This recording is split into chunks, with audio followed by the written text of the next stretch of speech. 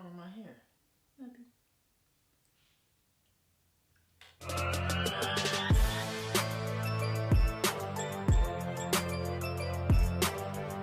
Hey y'all, what's up? It's Soph with Perk by the Curl. Welcome back to my channel. I have my fiance here, Quentin Q. Really? Today we're going to talk about planning a wedding, what they don't tell you. Dun dun dun. Dun. So, first things first, after you're engaged, you want to find a venue. But what they don't tell you about finding a venue is the cost, the fees, the food, all that stuff goes into play. You have to pay for your mama, sister, cousin, baby brother, little sister, niece, Janet, and Keisha and them churn. If all of them own the building, you got to pay all the fees for all of them now. Yeah, and like their food. And they got to pay for their food. Like, why should I have to pay for somebody to come to my wedding? So, if anything, make sure you guys hit the link for the Cash App that make sure that she posts. It'll probably come up on the screen right about now, my Cash App link. No. So, if you don't know, it's $SHANK 1233, just in case she doesn't post it. That's ghetto. We take donations instead of going to the what do you think, the registry. Just hit that Cash App link below. If she doesn't post it, once again, it's $SHANK 1233. Thank you for your support. Anyway, so we were looking for a venue in Charlotte, North Carolina. I found one that I really liked. He was on FaceTime and he really liked the venue, so I called for the caterer because they had a preferred caterer, which means you have to use their caterer. You can't use it outside. Okay, cool. I called and they basically told me that the cost of food was $10,000. Who wants to pay $10,000 for food? And that didn't even include the utensils. That included some water. You had to have like 3 servers. And what was your reaction when I told you that? $10,000 just for some food and no utensils? My reaction was they must be feeding some goddamn churn in Africa or the whole country of motherfucking Africa for $10,000 because who paying for that? About 10 cents a day, you can feed a child. So $10,000, you can feed the whole country. So yeah, like no, wasn't doing that. And then on top of that, like I said, that didn't include the utensils, anything like that, and it was $3 to $5 grand to even rent the building. So that would have put us at $15 grand automatically. That's not including your videographer, your planner, nothing like that. It's just too much. Keep in mind, if you find a venue that you really like and it's priced per person or whatever the case may be, and you absolutely love that venue. Don't get and no, you love that venue and you're worried about your family being able to attend. It's not about your family. That is about you and your partner. You can't pay for their kids. Basically, if you don't want kids at your wedding, that is okay. If your family member big mad because you can't pay for their 5-headed kids, that's not your problem. Like, okay, if y'all want your turn to come, y'all can pay for it.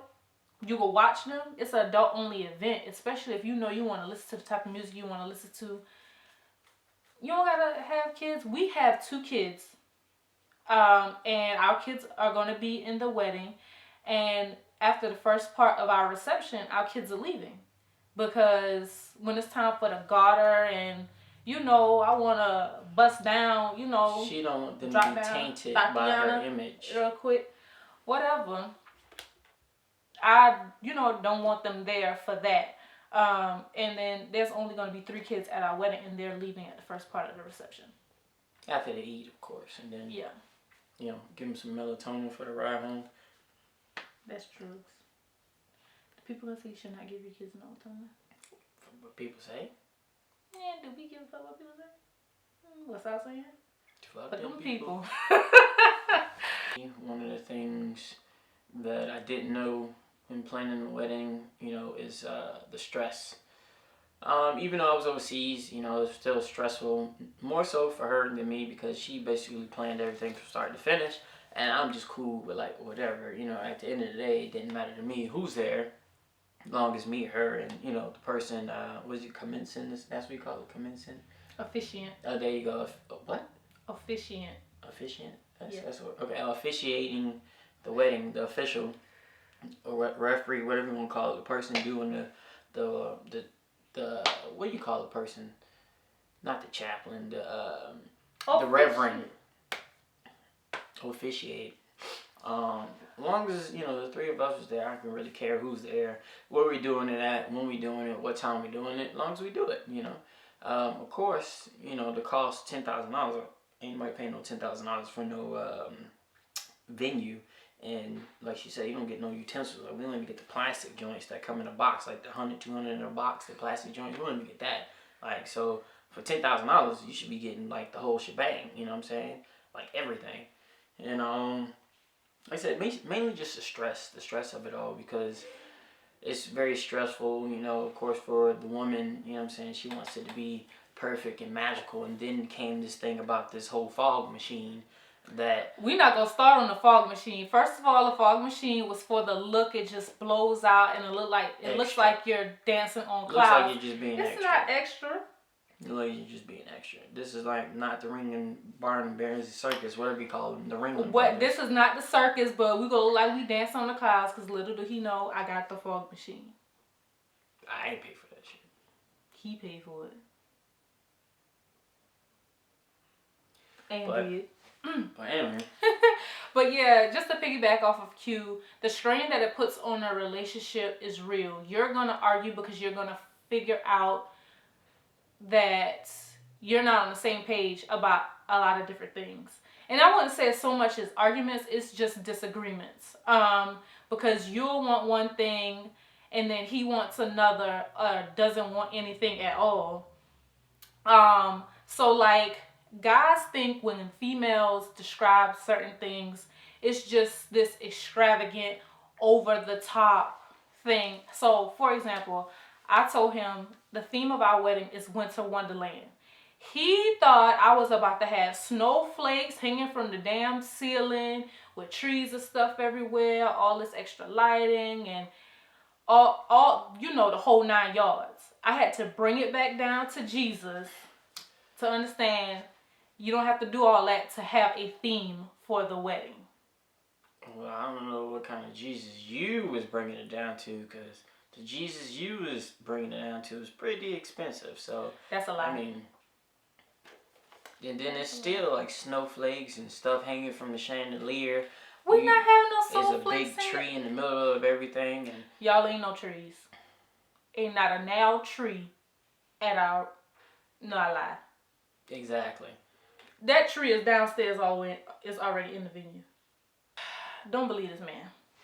Another thing they don't tell you is creating a budget and making sure that your budget is realistic.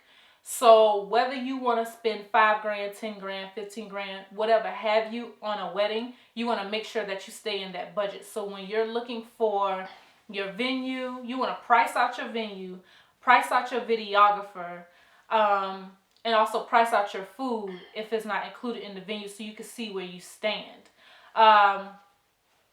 That'll help you stay in budget. But I would say, as far as your budget, do not do yourself a disservice by picking a cheap photographer or videographer or basically, whatever the case she's may saying you got to spend the money in order to have a good wedding. You got to spend some type of money in order to have a great wedding. You get what you pay for.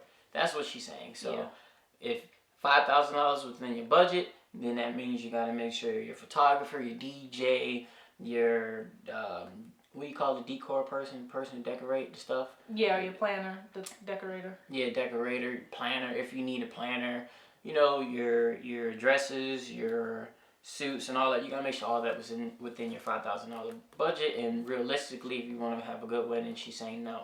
It's gonna have to be at least a little bit higher than $8,000 to $12,000 is a good budget. But if you're splitting the cost, really, it's like it was $8,000, it's $4,000, which I believe you should split a wedding anyway, because it shouldn't all be on one person, because then that creates a financial burden on just one person.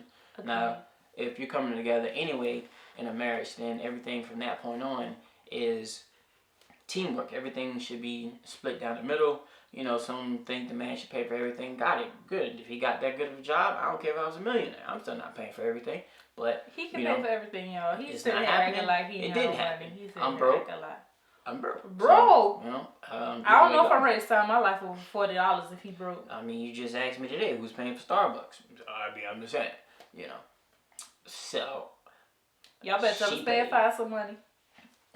But don't worry, he in the service, y'all. I'm gonna go to the upper room. Be sure to like, comment, and subscribe. I'm sure that this is not the last that you will see of Q. See you in my next video. Hit that Cash App. Bye.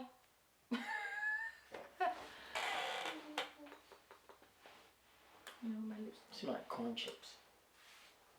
Who smell like corn chips? No, I'm just playing. She's all offended. I'm playing.